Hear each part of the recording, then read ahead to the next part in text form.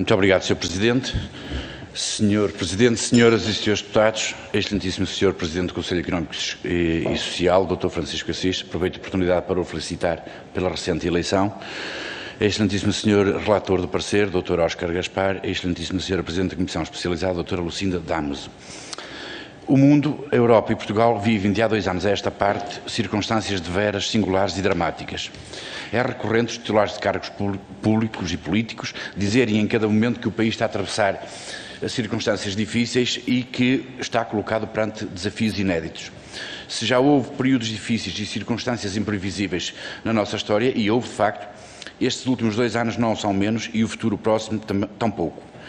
Se uma pandemia de consequências e alcance inéditos no mundo, se a uma pandemia de consequências e alcance inéditos no mundo adicionarmos uma crise política causada pelo chumbo do orçamento para 2022 e se conjugarmos estes 2 fatores com uma guerra violentíssima em território europeu, encontraremos poucos momentos na história de tanta dificuldade sucessiva e acumulada.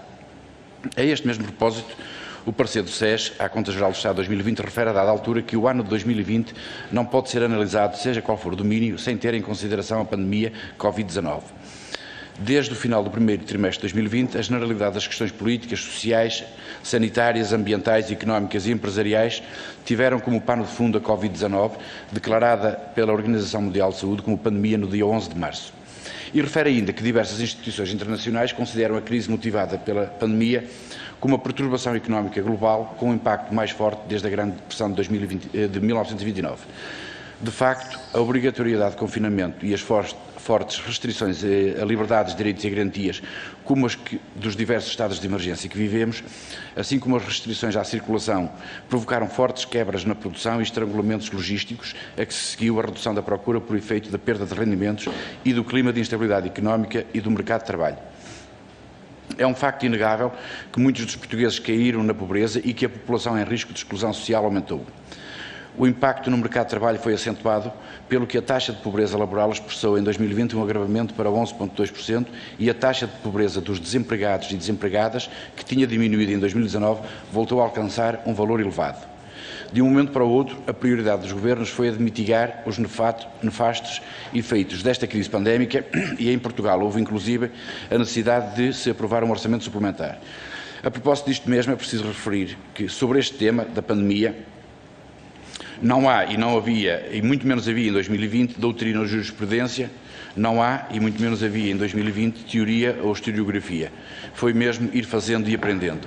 Os portugueses em geral, e já aqui foi dito, manifestaram níveis de resistência e solidariedade e uma capacidade de esforço notáveis, em particular os profissionais de saúde, as forças de segurança e os serviços de socorro.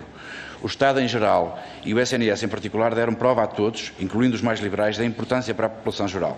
A própria União Europeia começou por ter respostas coordenadas e competitivas para rapidamente perceber que a articulação e colaboração seriam mais benéficas em defesa dos cidadãos.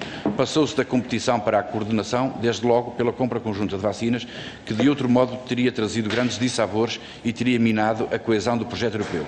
Mas também em termos orçamentais e financeiros, as respostas que a União Europeia encontrou foram surpreendentemente inéditas e audazes. Desde logo porque foram suspensas as regras orçamentais, dando mais liberdade aos Estados-membros para recorrerem em auxílio das pessoas, das famílias e das empresas. Em matéria de política monetária, a União Europeia introduziu um novo programa de compra de ativos e a oferta de novas operações de refinanciamento a prazo alargado. Foi criado um plano de recuperação para a Europa, a ser financiado com recurso à emissão de dívida por parte da União Europeia. Contudo, só no final de 2020, após duras e intensas negociações em que Portugal manifestou uma posição forte e determinada, foi possível aprovar o Mecanismo Europeu de Recuperação e Resiliência. E recorde-se aqui, a este propósito, que Portugal foi o primeiro país da União Europeia a apresentar e a ter aprovado o seu Plano de Recuperação e Resiliência. Este plano prevê para Portugal um total de 16,644 milhões de euros, a que podem acrescer 2.300 milhões de euros de empréstimos, o mais poderoso instrumento financeiro que o nosso país alguma vez teve ao seu dispor. É evidente que, face a todos os constrangimentos referidos, o nosso país interrompeu a trajetória de convergência com a União Europeia que vinha registrando, que tivemos uma quebra acentuada do PIB, muito por via do decréscimo de exportações com destaque para os serviços, entenda-se turismo, Houve também um ligeiro aumento do desemprego, que só não foi pior fruto da rápida atuação do Governo com políticas de apoio e manutenção aos postos de trabalho. A taxa de inflação manteve-se estável e baixa e o déficit de 2020 veio a registrar valores inferiores aos previstos no orçamento suplementar. As administrações públicas tiveram um déficit de 5,7% do PIB, facto que representa uma inversão relativamente a 2019, que foi o primeiro ano da excedente orçamental em democracia. Termino já, Sr. Presidente.